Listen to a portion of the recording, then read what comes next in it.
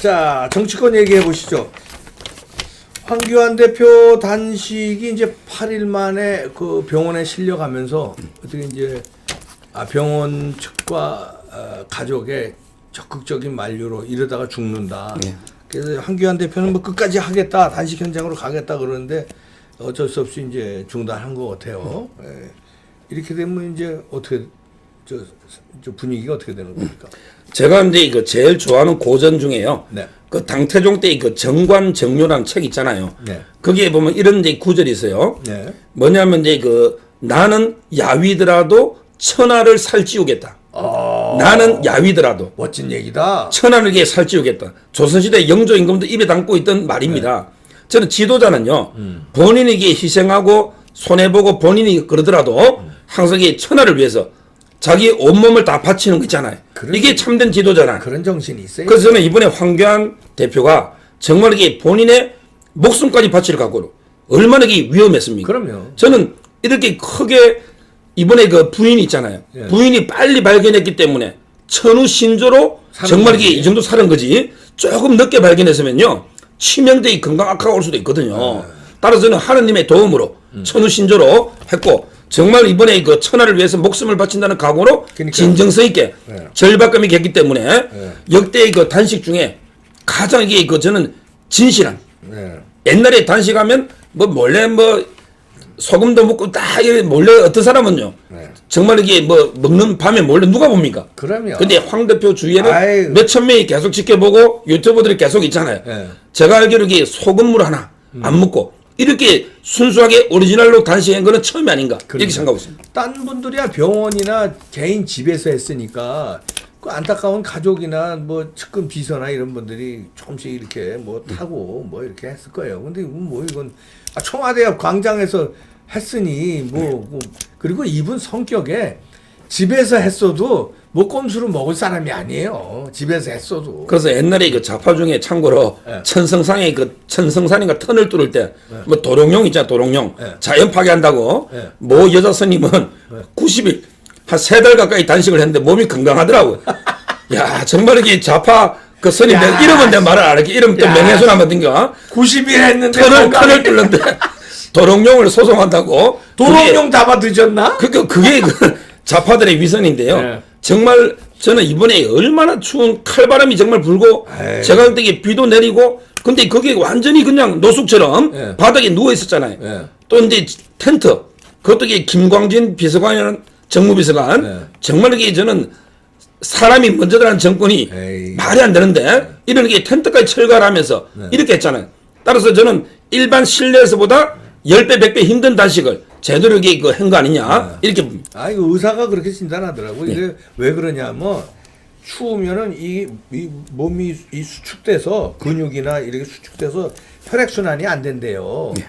그런데 단식을 하니까 더 이제 면역력도 약해지고 그래서 몇 배 더 힘든 단식이라고 그러더라고요. 아니 건강한 밥을 먹어도 소 변호사 거기 저 청와대 앞에 이 날씨에 가서 저 일주일 있어봐요. 밥을 먹어도 힘들어. 그렇습니다. 진짜. 거기에 이제 감기까지 겹쳐가지고 그러니까요. 정말 이게 힘들었고요.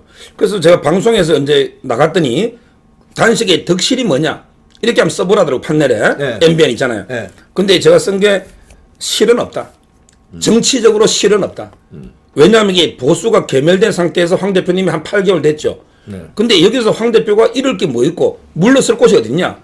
따라서 정치적으로 저는 이번 단식에 이런 거 실은 없고요. 네. 물론 이 건강은 악화됐지만 건강은 좀 실은 게 없고 네. 정치적으로 저는 이게 얻은 거는 아주 많다 봐요. 네. 근데 대표적으로 3가지만 말씀드리면 네.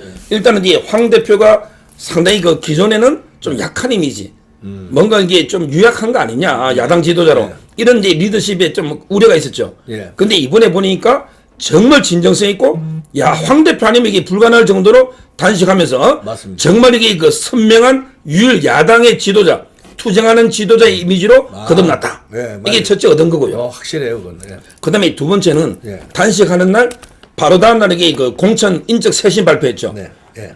3분의 1 컷오프한 다음에 50% 물갈이 한다 했잖아. 예. 이게 평소 같으면 막 반발하고 시끄러울 거 아닙니까? 그런데 황 대표가 목숨 걸고 단식하니까 아무도 이게 반발을 못 하잖아요. 그렇죠. 따라서 과감한 저는 인적 쇄신도 단식을 통해 이뤘고요. 그다음에 마지막으로 통합의 구심점이 된 거예요. 그렇죠. 옛날에는 야 한국당 해체, 황 대표 물러나. 그리고 이제 뭐 변혁 유승민하고 합당해 이런 게 많았죠. 지금 이게 다 쏙 들어갔잖아. 네. 이번에 뭐 홍준표든 오세훈이든 김세희든 단시에 와가지고 내 본 뜻은 그게 아니다. 뭐 이러면서 네. 지금은 이제 역시 자유파에는 황교안밖에 없다. 아, 그렇지. 예. 그래서 이제 한국당 중심, 황교안 중심으로 통합해야 된다. 이게 여론이 급격히 형성됐죠. 예. 이런 이제 크게 세 가지 투쟁, 쇄신, 그다음에 그 통합 네. 이걸 얻었다고 저는 봅니다. 네. 그 뭐 잘 분석해 주신 것 같아요. 확실히 뭐 이번에 큰 거듭난 것 같아요. 그 동안에 조금 황교안 대표가 강단이 없는 거 아니야? 황새 뭐 이런 얘기도 나오고 그랬는데 이번 단식을 통해서는 그런 말이 쑥 들어갔어요. 세모 뭐 이런 거 아니다. 예. 그리고 한국당도 오늘 아침에 그 함진기 의원하고 이제 인터뷰를 했는데 그 전 분위기하고 이 단식을 통해서 당 그 응집력이 굉장히 강해졌대요. 이제 한마디로 말해서 잡소리들이 완전히 줄어들었더라 이거 이제. 그렇죠. 이번에 이거 정미경이나 예. 또는 이제 신보라 의원 그러니까. 이런 이제 최고위원들도 동조해서 네. 단식 들어갔잖아요. 네. 물론 이제 이거 황 대표님이 단식 그만두고 다르게 이제 투쟁하자. 왜냐면 이게 본인이 해보니까 너무 건강 힘드니까 네. 정미경, 신보라도 이게 말리고 있지만 따라서 저는 동조 단식이 그 외에도 그 근처에 가보면 상당히 많고요. 네. 제가 근데 현장에 자주 가봤거든요. 네. 가보면 이게 전국 방방곡곡에서 걱정해서 많아요. 오는 사람들이 많고요. 예. 그래서 이번에 완전히 민심이요. 네. 황 대표 쪽으로 모아지는 네. 이런 데 계기가 됐다 봅니다. 맞습니다. 예. 자, 그 얘기 좀 하시죠. 의원직 총사퇴 얘기도 나오고 필리버스터 얘기도 나오는데 하여튼 패스트 트랙을 이제 어떻게든지 한국당에서는 막으려고 이제 별의별 수단을 다 쓴다는 건데 네. 어떻게 막을 수 있을 것 같습니까? 어떻게 보십니까? 일단은 이제 첫째는요. 네. 바로 이제 그 어제 나경원 대표가 이제 시행한 것처럼 네. 필리버스트라고 있잖아요. 네. 필리버스트. 이거를 이제 쓰면요. 12월 10일까지는 막을 수 있어요. 12월 10일까지. 뭐냐면 이제 그 필리버스트는 그 회기 중에 네. 회기 중에 이제 그 하기 때문에 뭐 지금 한 사람이 한 4시간씩 한다는 거거든요. 네. 근데 지금 뭐 10일까지는 얼마 안 되잖아요. 200몇 시간밖에 안 돼요. 네. 그렇기 때문에 충분히 필리버스터로 버틸 가면 수 있고. 충분히 버틸 수는 있는데 네. 문제는 이게 12월 10일 날 예.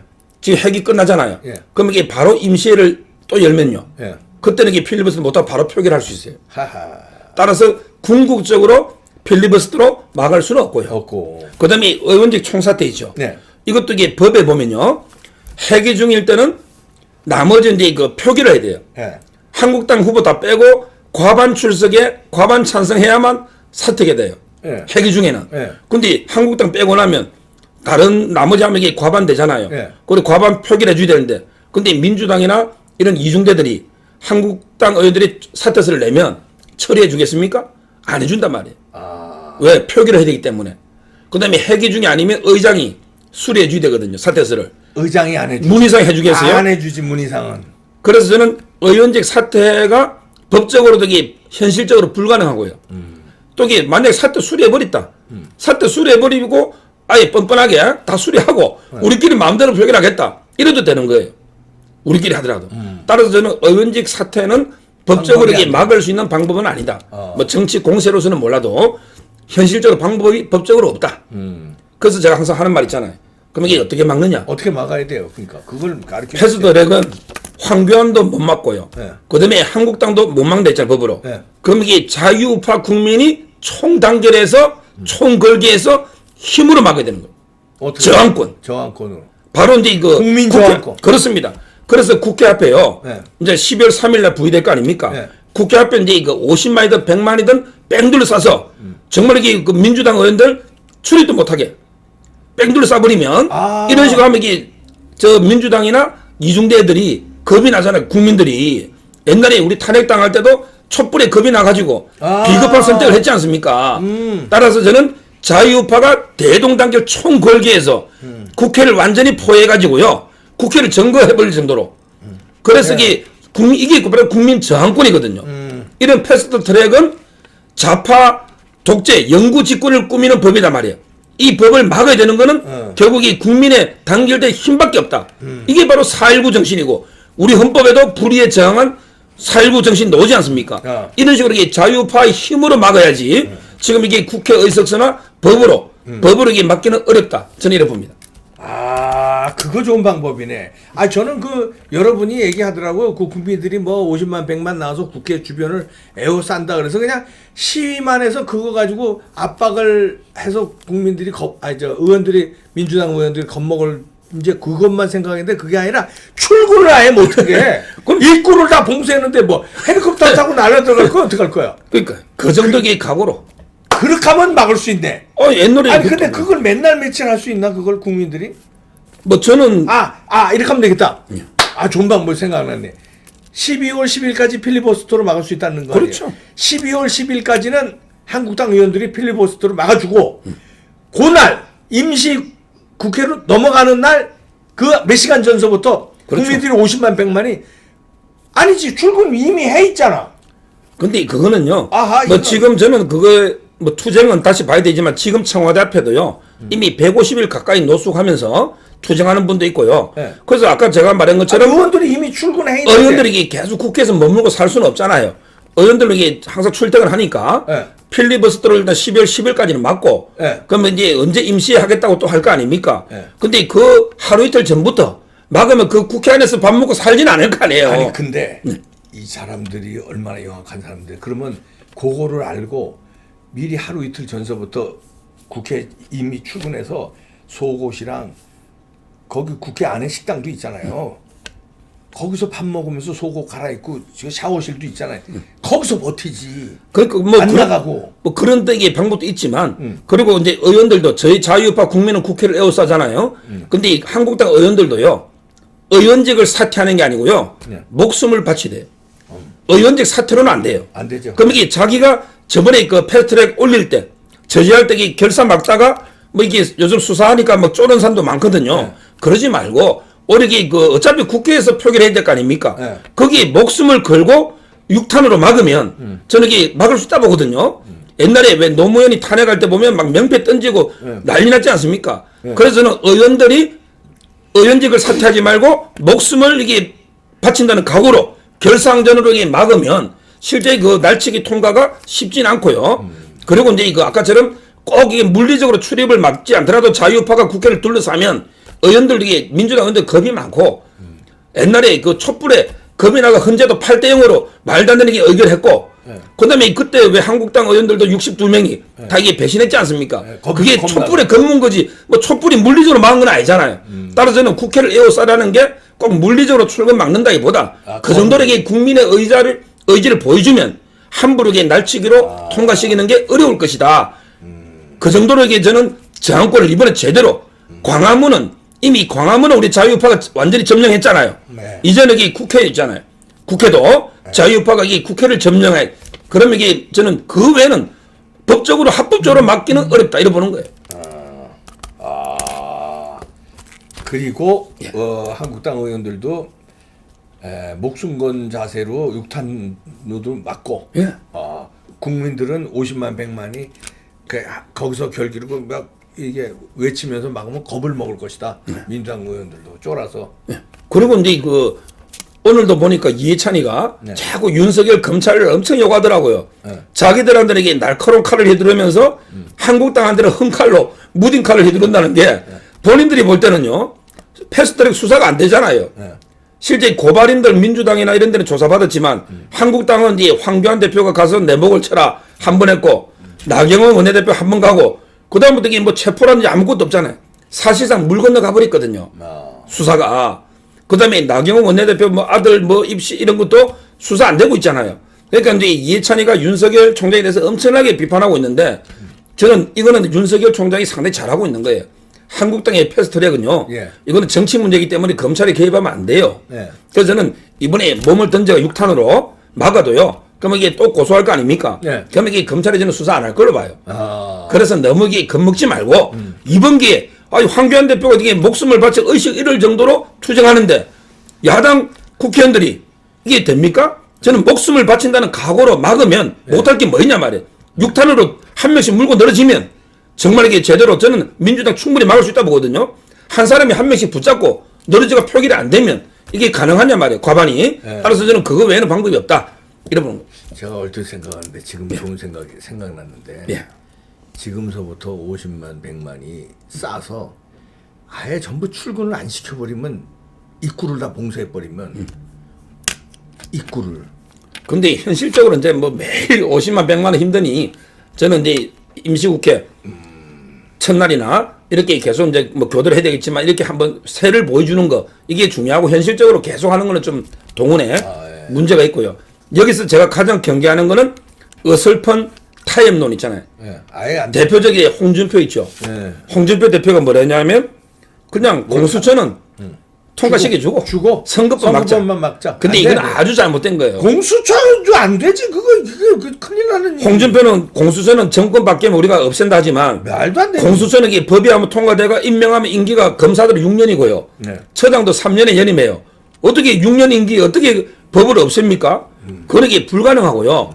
그다음에 공수처하고 선거법을 분리시키기도 어려운 게 그럼 이게 뭐 바른미래당이나 정의당들이 가만히 있겠어요? 아이 그럼. 자기들이 이게 선거법 안 일단 공천하면 통과시키면 끝나네. 안 자 끝. 그러면 이게 정의당이나 바른미래당 손학규나 이런 사람들이 만약에 민주당하고 네. 완전히 떨어지면 지금 문재인이는 정치할 수가 없잖아요. 그렇죠. 그럼 이게 문재인 입장에서 한국당하고 손잡고 이래 하겠습니까? 네. 어차피 이게 불가능한 이야기고 그다음에 옳지도 않은 이야기 네. 이런 이야기를 홍준표 전 대표 하고 있잖아요. 네. 이런 식의 어떤 어설픈 타협론이나 안 돼, 안 돼, 안 돼. 또는 이게 내부에 뭐 분열 자중 질환 있잖아요. 좀 이게 양보하자 이런 거 이런 거는 이게 저는 절대 현실 가능성도 없고 오케이. 지금 이게 전면 결상전 결상전. 목숨 바쳐서 네. 이거 외에 이게 방법이 없다는 거예요. 네. 결상전으로 막읍시다. 예. 의원들도 비상한 각오로 결상전의 자세를 보여주고요. 아 진짜 자세가 아니라 진짜 거기서 목숨 바치세요. 한규환 대표 정도로. 그리고 우리 국민들도 50만 100만 여의도 국회 의사당을 싸서 겁을 주고 만약에 무슨 날치기 통과해서 나오면 그때는 아주 의사당에서 못 나올 줄 알아. 집에 못 갈 줄 알고 싸버리면은 예. 날치기 해. 그 다음에 집에 못 가지고 그 집을 갖다가 아주 봉쇄하니까 예. 그렇게 하면 뭐 되겠네. 막을 수 있겠네. 그렇죠. 항상 제가 말하지만 좌파들은요 우파보다 이게 겁은 많아요. 본인들에게 뭐 와. 되게 뭐 자신만만해하지만 실제 국민들이 그렇게 들고 오려면요 저는 통과 쉽지 않고 그게 유일한 해법이다. 유일한 이 말씀을 꼭 네. 드립니다. 유일한 해법이네. 꼭 막읍시다, 여러분들. 꼭 막아야 됩니다. 큰일 납니다. 둘 중에 하나라도 통과되면 안 돼요. 그렇습니다. 어설픈 협상 안 됩니다. 꼭 막아야 됩니다. 여러분들 힘을 보태 주십시다. 네, 결상전으로 우리 국민들도 도와주시기 바랍니다. 네, 구독도 꾹 눌러주시고요. 자, 서정욱 변호사님 고맙습니다. 네, 감사합니다. 여러분들 주말 잘 보내시고요. 또 뵙겠습니다. 감사합니다.